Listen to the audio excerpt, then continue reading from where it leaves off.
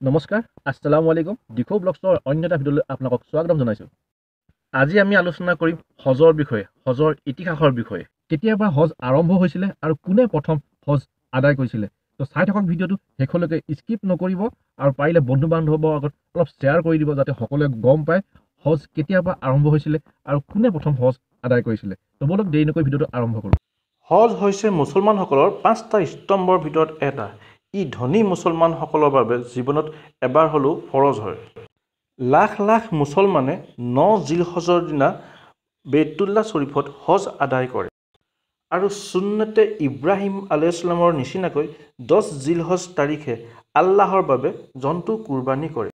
হজৰত Adam আলাইহিছলাম পৃথিৱীত অহাৰ পিছত আল্লাহৰ প্ৰথম হুকুম জমিনত বেইতুল্লাহ শ্বৰীফক ভালকৈ চোৱা চিতা কৰিব তেওঁক হুকুম কৰিছিল, যিটো তেওঁ পূৰা কৰিলে। পৰৱৰ্তী সময়ত নূহ আলাইহিছলামৰ দিনত প্ৰলয়ংকৰ বানপানীত এই কাবা শ্বৰীফটো সম্পূৰ্ণৰূপে ধ্বংস হৈ যায়। পুনৰ ইব্ৰাহিম আলাইহিছলামৰ দিনত আল্লাহৰ হুকুমত ইব্ৰাহিম আলাইহিছলামৰ হাতত আকৌ কাবা শ্বৰীফটো উদ্ধাৰ হয়।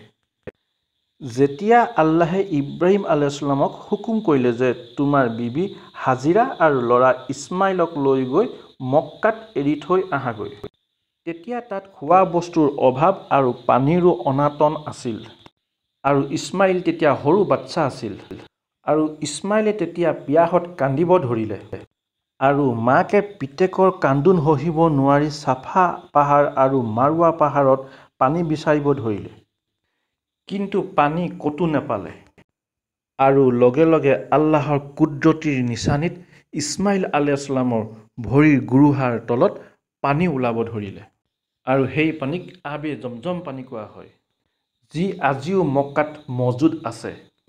আৰু পানী দেখি কবিলাসকলৰ সেই ঠাইত দিনক দিনে উন্নতি হ'বলৈ ধৰিলে আৰু সেই কবিলাবিলাকৰ মাজতে ইছমাইল আলাইহিছলাম ডাঙৰ হ'ল আৰু কবিলাসকলৰে মাজৰ এজনী নেক বেগমৰ লগত ইছমাইল আলাইহিছলামৰ বিয়া হ'ল।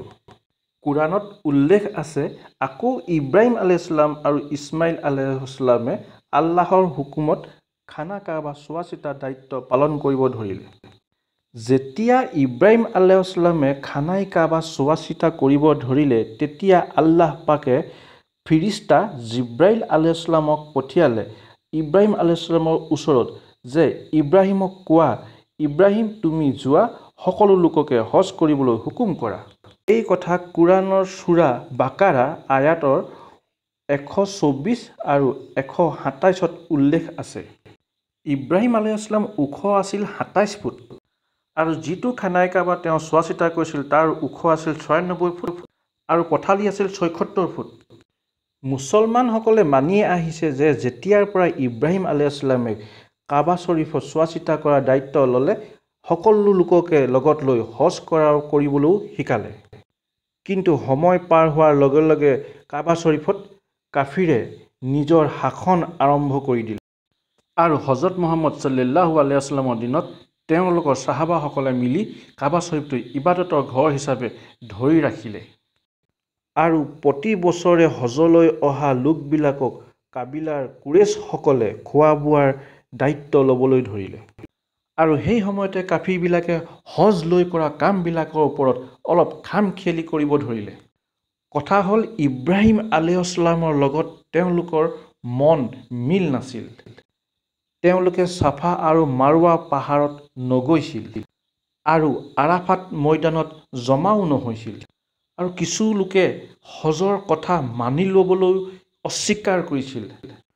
মাত্ৰ কবিলাৰ কুৰেশসকলে তালৈ অহা লোকসকলক খিদমত আৰু হজ ভালদৰে আদায় কৰাইছিল আৰু শেষত আমাৰ প্ৰিয়াৰা নবী হজৰত মুহাম্মদ সাল্লাল্লাহু আলাইহি ওয়াছাল্লামে হজৰ এই আদবৰ কথা সকলোকে বুজাই ক'লে আৰু 630 হিজৰীত হজৰত মুহাম্মদ সাল্লাল্লাহু আলাইহি ওয়াছাল্লামে খানাই কাবাৰ দায়িত্ব ল'লে আৰু তেওঁ খানাই কাবা শ্বৰীফ ভালদৰে পাক কৰি ল'লে আৰু সেই বছৰ হজৰত মুহাম্মদ সাল্লাল্লাহু আলাইহি ওয়াছাল্লামৰ লগত আবু বকৰ ছিদ্দিক ৰাদিয়াল্লাহু তাআলা আনহুৱে 300 মুছলমানক হজৰ কাম আদায় কৰালে আৰু খুতুবা হজৰত আলী ৰাদিয়াল্লাহু তাআলা আনহুক পঢ়াৰ দায়িত্ব দিলে। খুতুবা পঢ়াৰ লগতে হজৰত আলীয়ে সকলোকে বুজাই ক'লে যে ইছলামৰ পাক ধৰ্মটো কি আৰু ইয়াৰ মহত্ব কিমান ডাঙৰ আৰু কাবা শৰীফৰ ভিতৰত বিনা কামত বা বিনা হুকুমত কোনো যাতে বেয়া কাম কৰিবলৈ নাহে। হজৰত মুহাম্মদ সাল্লাল্লাহু আলাইহি ওয়াসাল্লামে জীৱনত মাত্ৰ এবাৰ হজ কৰে আৰু তাৰ পাছত তেওঁ ইন্তেকাল হয়। ইব্ৰাহিম আলাইহিছ সালামৰ এই সুন্নত আমাৰ পিয়াৰা নবী হজৰত মুহাম্মদ সাল্লাল্লাহু আলাইহি ওয়াসাল্লাম আৰু তেওঁৰ সাহাবাসকলে পবিত্ৰতাৰে মানি আহিছে আৰু আজিও পৃথিৱীৰ সকলো মুছলমান হজলৈ আহে আৰু আজিৰ দিনত হজৰ যি নিয়ম সেয়া নবীজীয়ে কৰি থৈ যোৱা নিয়ম মানি চলি আছে পৃথিৱীৰ সকলো লোকে। হজৰ ইতিহাসৰ বিষয়ে অসমীয়া ভাষাত ভালকৈ নথকাৰ বাবে এই ভিডিঅ'টো মই বহু কষ্ট কৰি বনালোঁ। পাৰিলে আপোনালোকে অকণ বন্ধুবৰ্গৰ মাজত শ্বেয়াৰ কৰি দিব। তো এইটো আছিলে ভিডিঅ' একেবাৰে সহজভাৱে আপোনালোকক জনাব চেষ্টা কৰিলোঁ।